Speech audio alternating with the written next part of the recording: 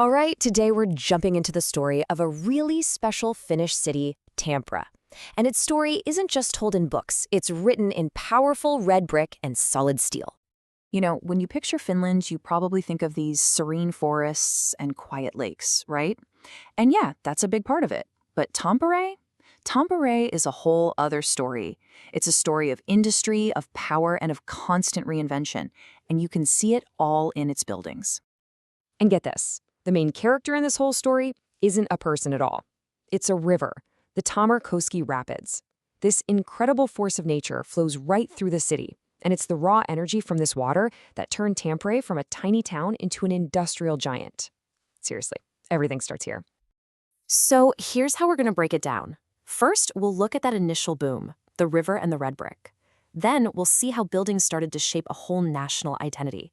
After that, we'll dive into the big shift toward modern living. And to wrap it up, we'll see how Tampere is taking its old industrial bones and building a brand new future.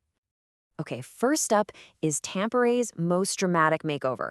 This is where a sleepy little town basically becomes the engine of the country, and the whole city just transforms. You can really see the switch right here. On one hand, you have early Tampere, all wood, built to stay warm, but always with that huge risk of fire. Then, boom, the industrial era arrives. It didn't just change the jobs, it changed the very materials of the city. Brick wasn't just stronger, it was a statement. It said, we're permanent, we're powerful, and we're here to build big things. This change was so massive that Tampere got a new nickname, the Manchester of the North. It really was the industrial heart of Finland. And a fun fact, the huge Finlayson cotton mill, one of the first big factories, was actually founded by a Scottish engineer. So there's a direct line connecting Tampere to the very birthplace of the Industrial Revolution.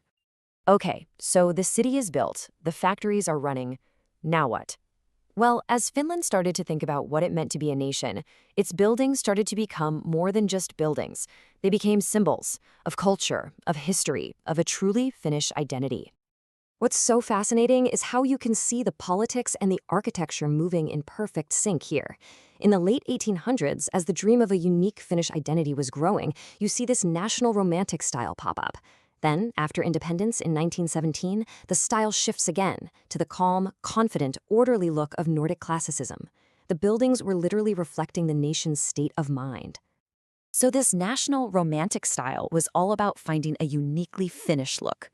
Architects started looking inward, to their own nature and history. They used local stone, created these rough, almost fortress-like textures, and pulled ideas from old folklore. And the Tampere Cathedral? It's the perfect example. It feels ancient, powerful, and 100% Finnish. It was architecture as a declaration of who they were. But you know how it is. Styles never stand still.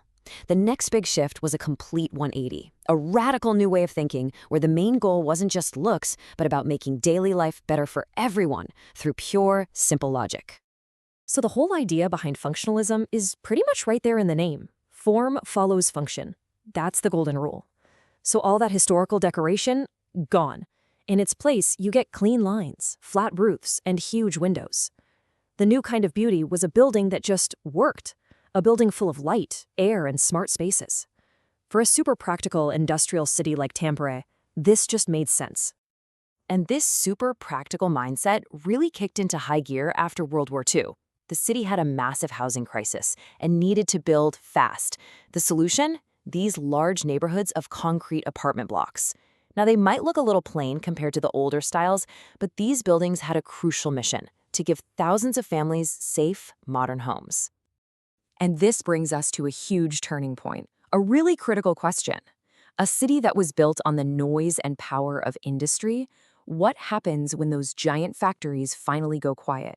What do you do with these massive brick skeletons that define your whole skyline? And the answer to that question, well, that's our final chapter. And honestly, it might just be the most creative part of Tampere's whole story. Because instead of tearing down its past, the city decided to give its old industrial bones an amazing new life. Just look at this transformation.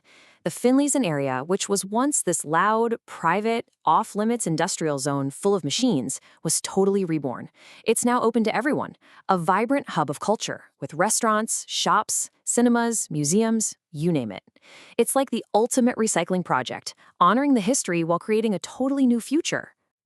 So today, Tampere's whole approach is about finding that perfect balance. You see bold new buildings going up, all glass and steel, but there's always a huge focus on sustainability and a real respect for the historic landmarks. And that waterfront, which was once all about industry, is now being turned into this beautiful public space for people to actually enjoy. And that's really the heart of it, isn't it? The magic of Tampere isn't in any one style. It's in the way all of them, the old wooden houses, the red brick factories, the stone cathedrals, and the new glass towers, are all having a conversation with each other, right there on the same street. That mix is what tells the city's full story. At the end of the day, Tampere is just this incredible proof that a city's history isn't something you just stick in a museum. It can be the very engine that powers its future. And that kind of makes you think, doesn't it? Take a walk around your own town, your own city. What story are its buildings telling you?